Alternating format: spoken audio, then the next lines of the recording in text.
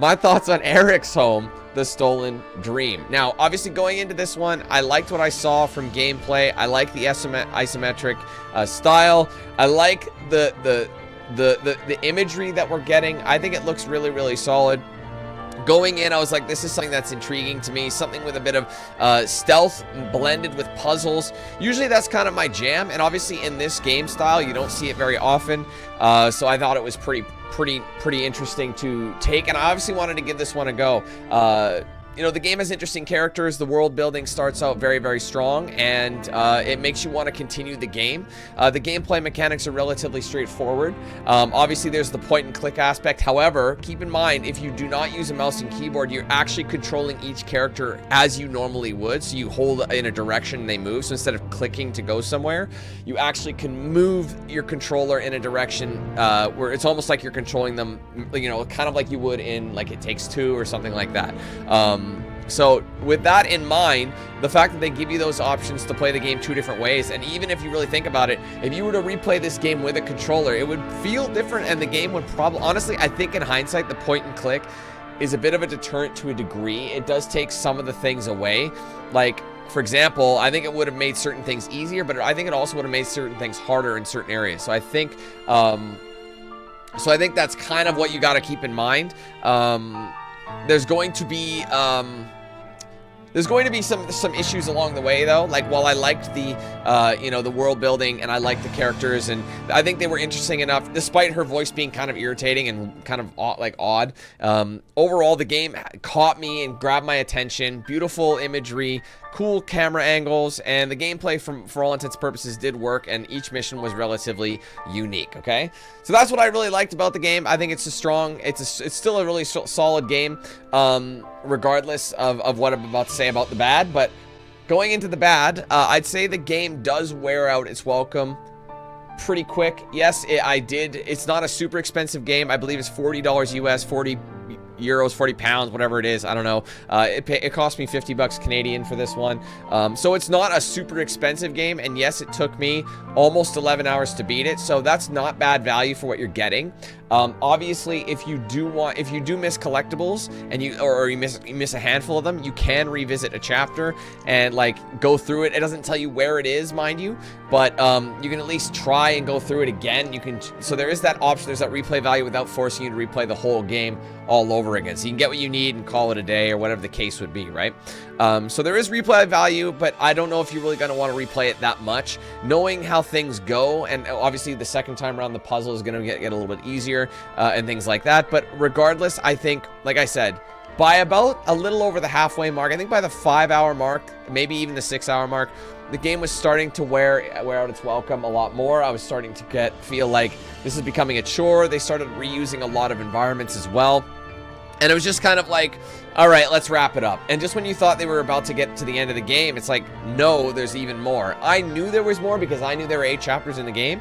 So I just feel like with this kind of simplistic gameplay, and obviously throwing in like the complexity of some, like once you got to use the 3 different characters, well, that was really, really awesome. And I liked having each character have its own unique style, and being able to access a different thing, and they all kind of piggybacked over each other.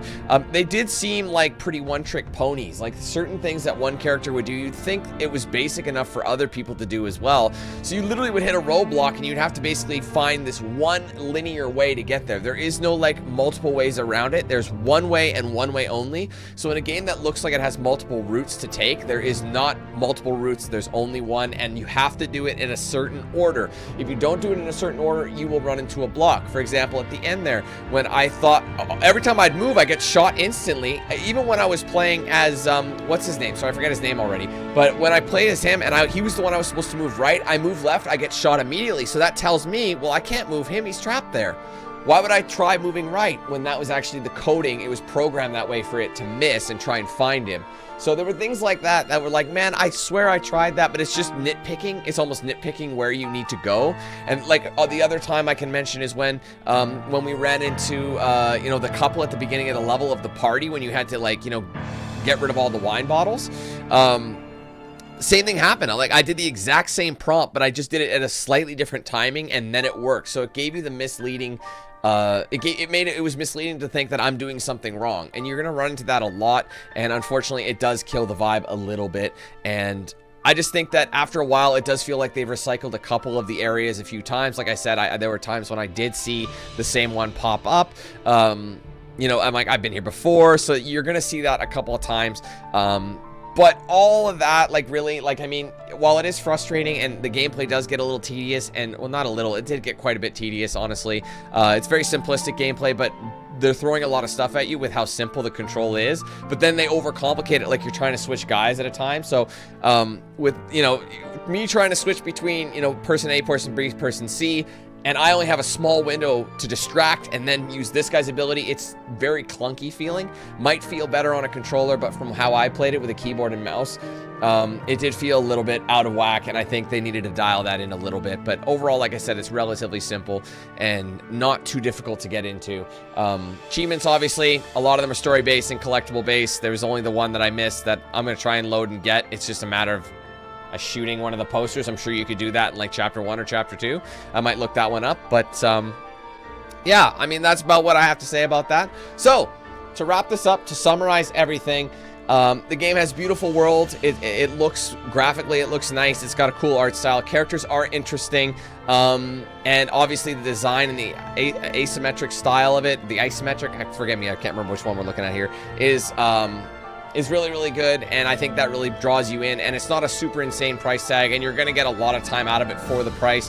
Whereas on the downside of it, obviously, it does get repetitive. Some of the controls can be a little bit clunky. The story does fall short a little bit. You start losing interest in the story because it just seems to drone on, and I just don't feel like there was a lot there to really capture it. Even though the characters are interesting and you want to know more about them, by the end of it, you're like, I don't really care about them anymore. They're you know what I mean? It kind of loses you along the way, and I think that's a big L there. So, you know, repetitive, but you know what? Not bad bang for your buck. So overall, I'd say it was a good experience, an above average. I'd say there's more. The good is better than the bad. It just takes patience, but I don't think you're gonna really play the game again unless, of course, you do, you know, go for collectibles and things like that. So yeah, that'll be it for me.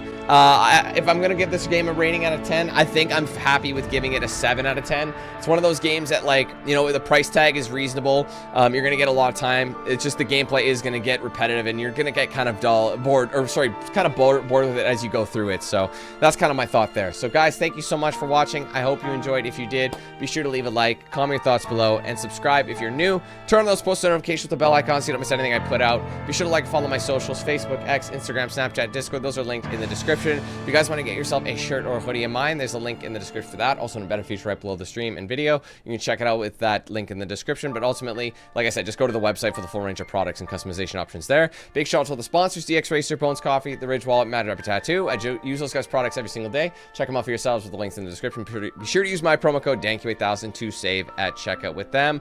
Also, guys, if you want to send something to my P.O. box, there's an address for that in the description as well. I'll be opening anything that gets sent there in a social post or on a live stream in the future, whatever makes more sense. Finally, guys, be sure to check out and sign up for the Team 8000 membership program if you haven't done so yet. Helps the page immensely. There's 4 different tier levels, 4 price points, starting at just 99 cents. For signing up across all those tiers, you'll get things like custom badges by your name, custom emojis used in chat, exclusive video stream access, priority in open lobbies, giveaways, discounts, and plenty more. So check that out if you want to get some cool perks and support the channel. I appreciate it. Thank you guys so much for watching. Hope you have a great rest of your day, and hopefully we catch you in the next series. All right, thanks guys. See you then. Take care. Peace. Who's the man with the plan?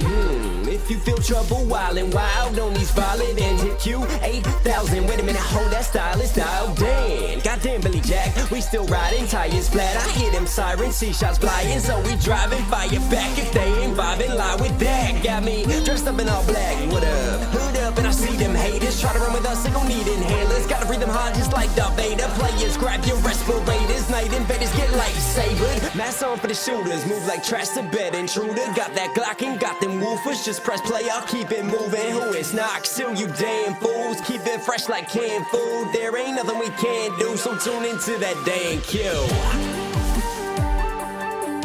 Yeah. It was never, ever a game.